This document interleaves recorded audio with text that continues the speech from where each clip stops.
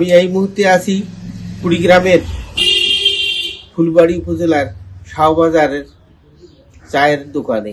আসন্ন ত্রয়োদশ জাতীয় সংসদ নির্বাচনে প্রার্থীদের কাছে তারা কি চান বা তাদের কি প্রত্যাশা আছে, এখন আমরা তাদের মুখেই বিষয়টা জানবো। ভোটটা তাড়াতাড়ি হোক, সুস্থভাবে হোক, আমরা যোগ্য প্রার্থীকে ভোট দেব। ব্যবসা বাণিজ্য খুব খারাপ, ব্যবসা বাণিজ্যের অবস্থা খুব ভালো না, দেশের অবস্থা মোটামুটি ভালো না।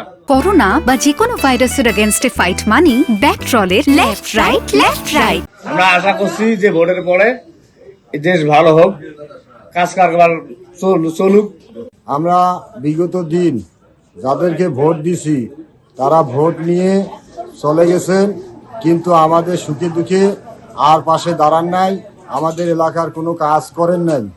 এবং এবার আমরা সকলে মিলে এমন ব্যক্তিকে চাই যে ব্যক্তিকে ভোট দিলে আমাদের সুখে দুঃখে পাশে দাঁড়াবে। আমরা তাদেরকেই সকল জনগণে ভোট দেব ইনশাল্লাহ। আমরা যে ব্যক্তিকে ভোট দিলে আমাদের দেশে জায়গার উন্নয়ন হবে, আমরা তাকে ভোট দেব। এবং আমরা কয়েক বছর থেকে ভোট দেই, এমপি বানাই, তারা কাজ করে না, ওই হয়া পালায় আর আইসেরা ভোট আসলে ফের দৌড়িয়েছে। অতএব আমরা সুন্দরভাবে এবার ভালো প্রাপ্তি আমরা পাচ্ছি, আমরা তাকে এবার আমরা ভোট দেবো, দিয়ে আমরা জয়যুক্ত করব। আমরা সাধারণ মানুষ ভোট সেন্টারে যাবো, ভোট দেবো।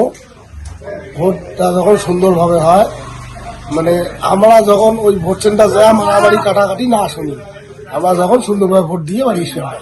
বিগত দিনে ভোট দিছি, ভোট নিয়ে খোঁজ খবর রাখে নাই, আমরা এইবার ভোট সামনে কাছাইছে, এখন ভোট দিব, খোঁজ খবর রাখতে আমরা তাকে ভোট দিব। আসলে প্রার্থীর ঘর যেভাবে আমাদের বাড়ি আমার কাছে ভোট চায় বা আমাদের কাছে ভোট চায়, ভোট বেরিয়ে গেলে এদের আর খোঁজ খবর পাওয়া যায় না। এমন প্রার্থীকে ভোট দিব যাতে ভোটের আগে যেভাবে আসে, ভোট দেওয়ার পরেও আমাদের সুখে দুঃখে পাশে থাকে, গরিব মানুষের পাশে থাকে, এই প্রার্থীকেই আমরা ভোট দেব। 2 আসনে প্রতিবারে আমরা ভোট দেই, কিন্তু সরকার যে দলের হয় ওই দলের এমপি হয় না, যার কারণে আমরা এই এলাকা থেকে বঞ্চিত, কাজ আমাদের উন্নয়ন হয় না। তা আমরা এবার ভালো প্রার্থী দেখে ভোট দেব, যাতে আমাদের উন্নয়ন হয়। যে দলের সরকার হবে সেই দলকেই আমরা ভোট দেব। এখানকার ভোটাররা ভাবছেন তারা শান্তিপূর্ণ একটা নির্বাচন চান এবং যারা তাদের সুখ দুঃখে পাশে থাকবেন এবং এলাকার উন্নয়ন করবেন।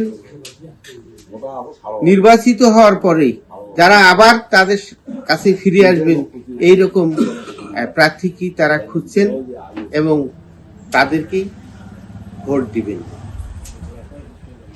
আমিনুল ইসলাম, বাংলাদেশ প্রতিদিন, ফুলবাড়ি, কুড়িগ্রাম।